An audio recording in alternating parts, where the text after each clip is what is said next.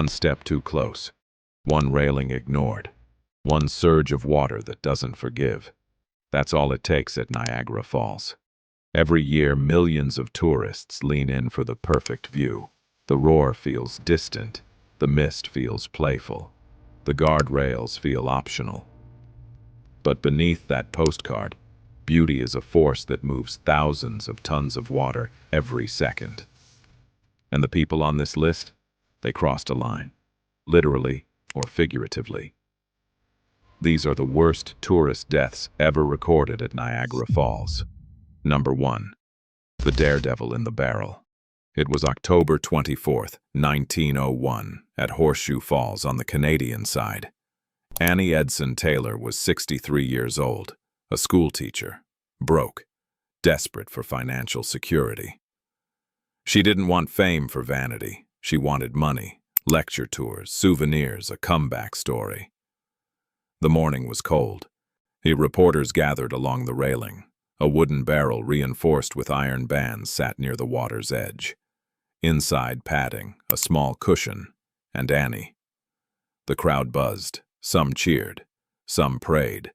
Foreshadow was already there. The river was running fast that day, stronger than usual. A handler hesitated. What Annie didn't realize was that survival wouldn't mean control. They sealed the lid. They pumped air inside. They pushed the barrel into the current upstream. For a few seconds, it floated gently. Then the river grabbed it. Footage didn't exist the way it does today, but eyewitness accounts describe it. The barrel spinning violently, sucked toward the brink. The roar swallowed all other sound. Seconds later, it disappeared over the edge. Spectators held their breath. Less than a minute later, as the barrel resurfaced below the falls, battered, spinning, tossed by churning white water. Rescuers scrambled in a small boat. Ropes were thrown. It took precious minutes to secure it. When they pried the lid open, Annie was alive. But here's the twist. Though she survived the plunge, the barrel stunt triggered a wave of copycats over the next century. Some made it. Many didn't. The official conclusion in later fatal barrel attempts was blunt. Blunt force trauma and drowning. And Annie herself? She never got rich. Promoters took the profits. Her manager even stole the barrel. She survived the falls.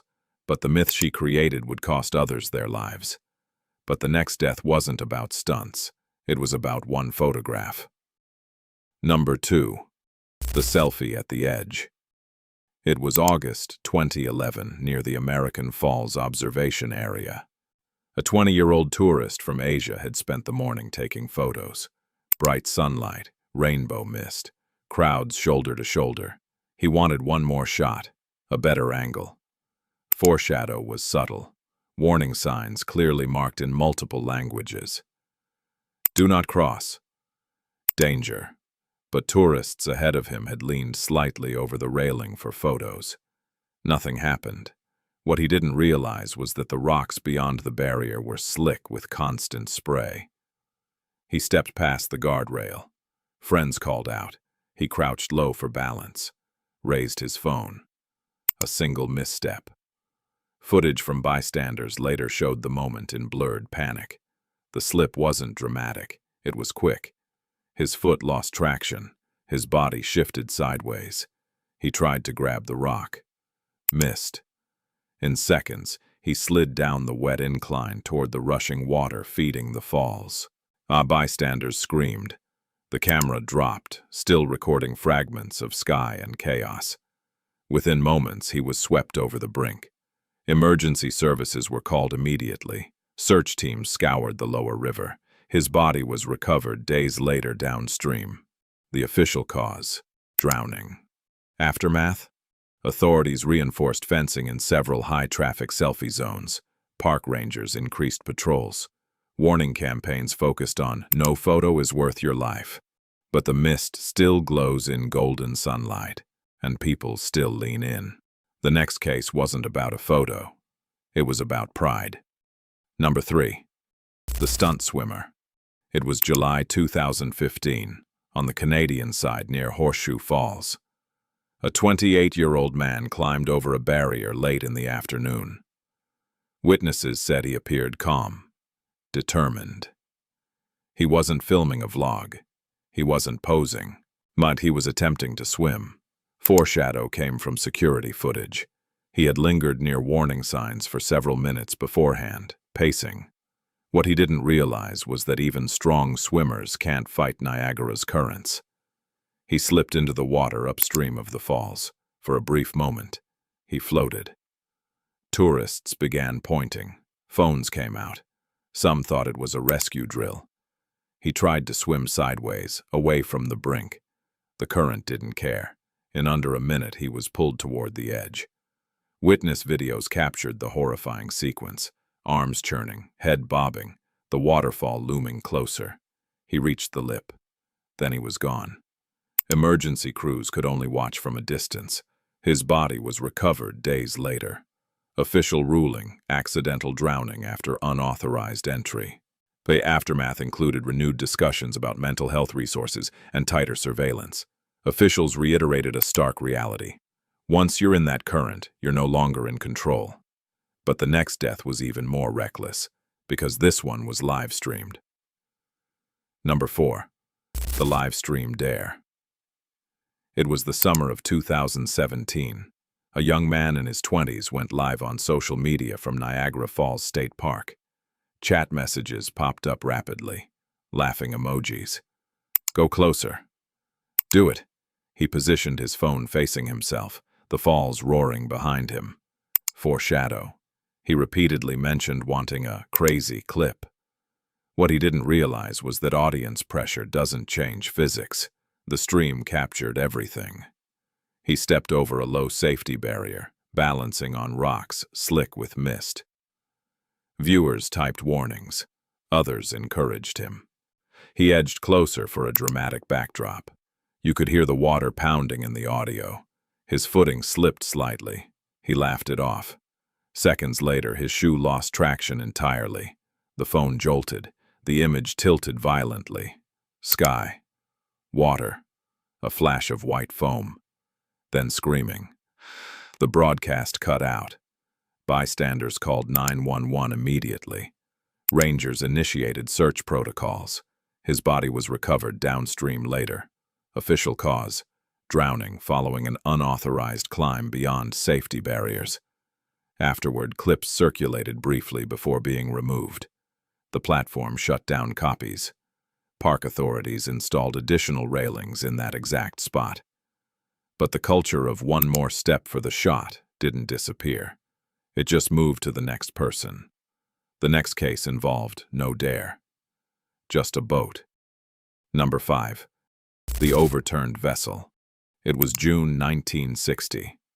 A small motorboat drifted too close to the rapids above Horseshoe Falls. On board were a man, a woman, and their young son. The weather was calm. The river seemed manageable at first.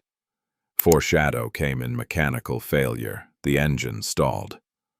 What they didn't realize was how quickly the current would take over once power was lost. The boat began drifting. Other boaters shouted warnings. The father tried restarting the engine again and again. It sputtered uselessly. Within minutes, the boat was caught in accelerating water. Onlookers gathered along the shore as the vessel spun helplessly. The boat tipped. All three were thrown into the river. Miraculously, the child, wearing a life vest, was pulled to safety by the maid of the mist crew below the falls. The adults were swept over. Rescue teams later recovered the bodies. Official cause: drowning due to accidental boating incident. Aftermath included stricter boating exclusion zones and reinforced patrols upstream. Even a working engine can't overpower that current, and when it fails, there's no reset button. But perhaps the most infamous death at Niagara wasn't accidental. It was deliberate. Number 6. The protesters' fall. It was 2003.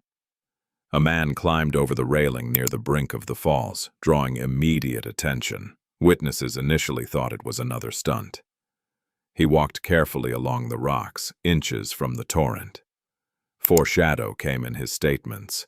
He had expressed frustration publicly in the days prior. What he didn't realize was how unforgiving that edge truly is.